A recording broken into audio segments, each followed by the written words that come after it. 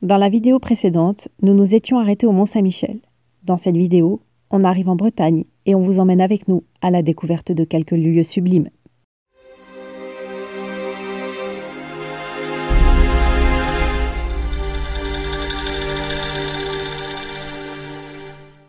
En quittant le Mont-Saint-Michel, on passera par Cancale. Mais il est midi et toutes les terrasses avec vue sur mer sont prises d'assaut et les parkings affichent tous complets. Ce n'est pas à Cancale qu'on pourra manger nos premières crêpes bretonnes. On continue donc notre route en longeant la mer. Après la pointe du Groin, on tombera sur une très jolie plage, la plage du Guesclin, avec son fort accessible uniquement à marée basse. Pour la petite histoire, vers l'an 800, une forteresse fut érigée sur l'îlot à l'est de la plage, probablement sur les ruines d'une construction romaine. Au XIe siècle, Bertrand du Guesclin en fit un château fortifié. La demeure actuelle bâtie sur l'ancienne enceinte du fort fut celle de Léo Ferré. Le panorama est superbe, avec cet îlot entouré d'une mer turquoise. On en prend plein les yeux. En poursuivant notre route, on arrivera au Fort Lalatte qui se visite au tarif de 6,50 €. On ne s'y attardera pas cette fois-ci. Plus loin, le Cap Fréhel. Pour s'y rendre, il faut laisser Quasimodo sur le parking payant pour 3 €. Juste après le Cap Fréhel, un magnifique paysage se dévoile. On est sous le charme de cette falaise si joliment et naturellement fleurie. Bon, la compagnie, on vous coupe pendant ce petit programme. On a enfin trouvé un coin, mais juste magique. Le Cap Fréhel. Par contre, on a tout de suite été déçus parce qu'au niveau du phare là-bas, au Cap Fréhel, au vrai Cap Fréhel, donc celui qui s'appelle Cap Fréhel, 5 € de parking. Donc franchement, il y en a marre du racket. Donc on reviendra un jour quand on aura des vélos ou des trottinettes électriques. Mais en tout cas, ce coin est noté. À chaque fois qu'on veut aller à un endroit où vous voulez aller au Fort Lalatte, en fait on descend toute la falaise et arrivé devant l'entrée, c'est 6 €. Bon, ok, le touriste c'est une vache à lait, mais au bout d'un moment il faudrait un petit peu se calmer.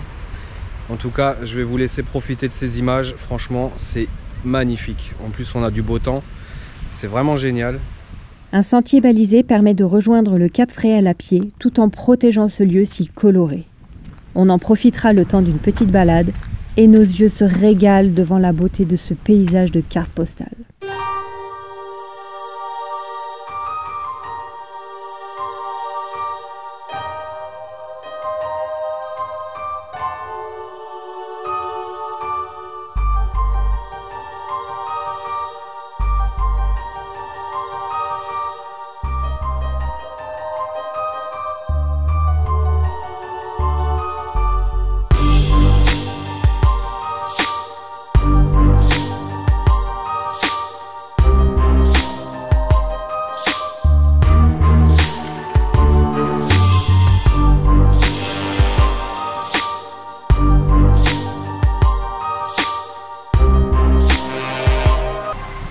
Bon, je sais maintenant pourquoi ça s'appelle la Côte d'Émeraude. Regardez-moi ce bleu vert là, c'est magnifique. Avec toutes ces bruyères, ces petits genêts, je sais pas trop ce que c'est comme plante, c'est magnifique. Waouh. Bon, la compagnie, le Cap Fréhel, c'est réellement magique. Réellement magique. Regardez-moi ça.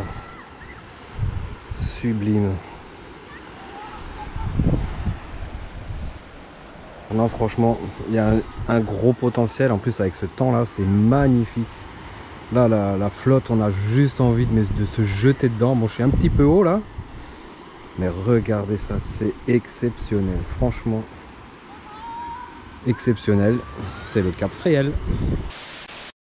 Nous voici à présent totalement requinqués, ressourcés et pleins de gratitude pour avoir eu la chance de profiter de ce moment. La fin de journée approchant, on décidera d'aller à la pointe de Plouézec pour y passer la nuit. La vue étant un peu bouchée par la végétation, au réveil, on décidera de se trouver un endroit plus sympa pour prendre notre petit déjeuner. Au détour d'une toute petite route, on découvrira une jolie plage accessible, offrant un paysage vraiment chouette. D'ailleurs, c'est décidé. La prochaine fois qu'on viendra, on dormira ici. En attendant, on profite de notre petit-déj dans un cadre paradisiaque. On n'a pas dormi ici, hein. On a trouvé ce spot plus tard. On est après Paimpol. Et donc, on prend le petit-déj. Et on profite de cette vue. Mais il est déjà l'heure de reprendre la route direction Ploumanac pour aller voir de plus près la fameuse côte de Granit Rose. On empruntera le sentier des douaniers à l'occasion d'une belle balade jusqu'au phare de Menruz et à la maison du littoral. Tous ces rochers de granit rose sont tellement impressionnants. À chaque détour du chemin, la vue change. C'est un émerveillement de tous les instants. Bon, la compagnie, comme vous l'aurez compris, on est sur la côte de Granit Rose. On est à Plou, je sais pas quoi. On est juste après Perros-Guirec. En tout cas, c'est vraiment magnifique. On pourrait rester des heures, enfin moi en tout cas je pourrais rester des heures au même endroit, regarder la mer, à regarder ce qui s'y passe. Cette couleur est magnifique, les rochers sont magnifiques.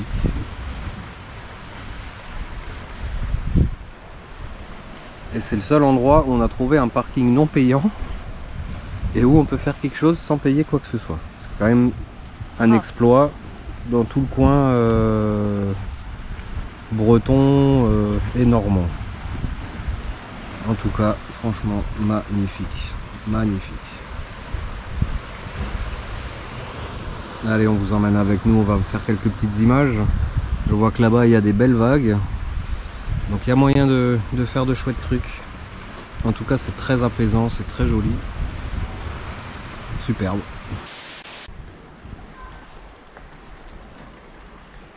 Bon, en tout cas, il y en a, ils ont des baraques de dingue, hein. Je sais pas s'ils se rendent compte de la chance qu'ils ont. Mais une petite terrasse avec vue sur la petite crique là.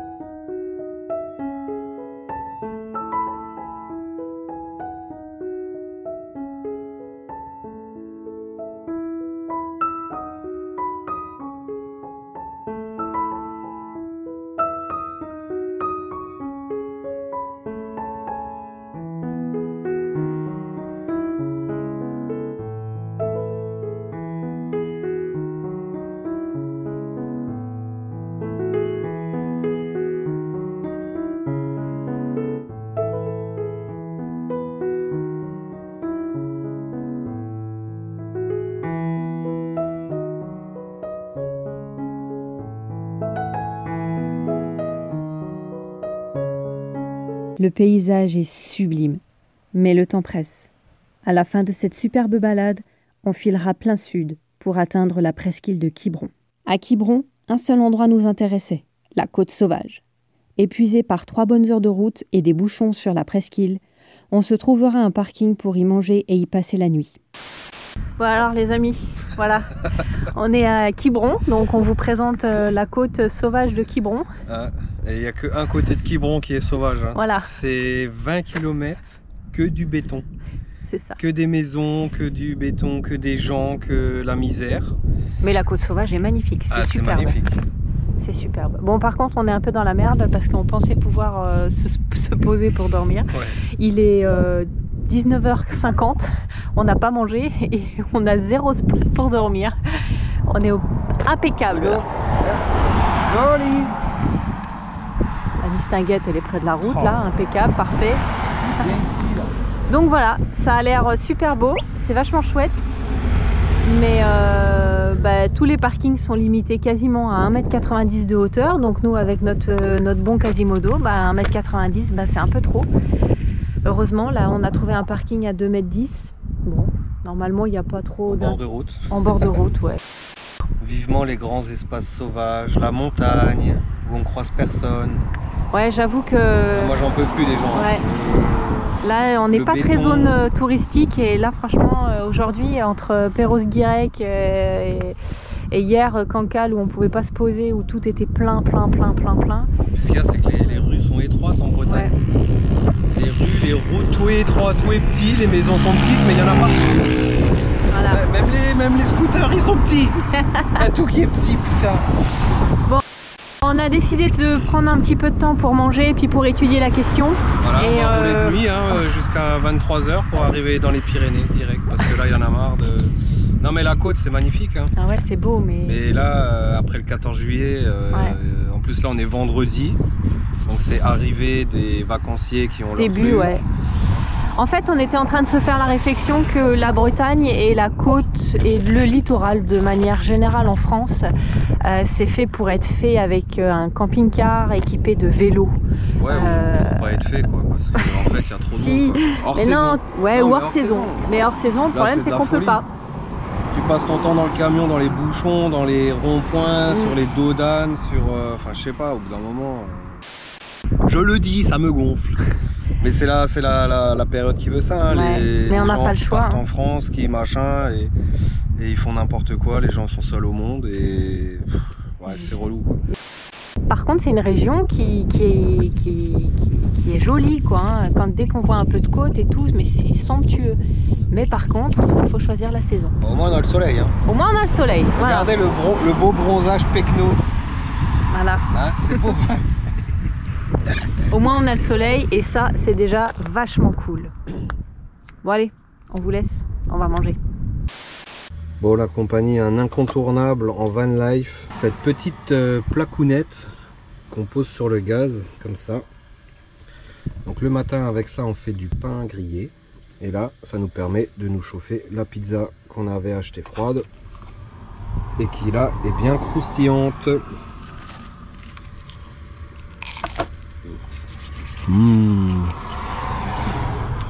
Pizza au saumon, vue sur mer, bon au bord de la route, tant pis. Hein. On peut pas tout avoir. On peut pas tout avoir. Allez, à toutes. Le ciel est dégagé et le soleil se couche sur l'océan, nous permettant une fois de plus de profiter d'un spectacle magnifique. Une belle nuit, calme. C'était mieux que chez Jeannot à l'hôtel Matignon. Le lendemain, on pensait ne plus rien voir et on n'était pas loin du compte, faute de temps. Au réveil, notre curiosité nous poussa à aller voir de plus près les alignements de Carnac, au lieu du mégalithisme mondial. Les quelques 3000 menhirs s'étendent sur environ 4 km et ils sont répartis sur 6 zones. Là encore, il nous aurait fallu quelques heures de plus devant nous pour profiter de tout le site, visite du musée et visite guidée en petit train. Mais nous étions attendus pour la fin de l'après-midi à Angoulême et 5 heures de route, 6 avec les bouchons, nous séparaient encore de notre destination. Nous sommes conscients d'avoir raté une grande partie de la Bretagne, mais ce que nous en avons vu nous a bien décidé à y revenir un jour. Ça, c'est certain. 6 heures de route plus tard, on était embouillis, arrivés chez nos amis. Regardez-moi ce beau paysage, c'est vraiment magnifique. Les montagnes. Abonne-toi!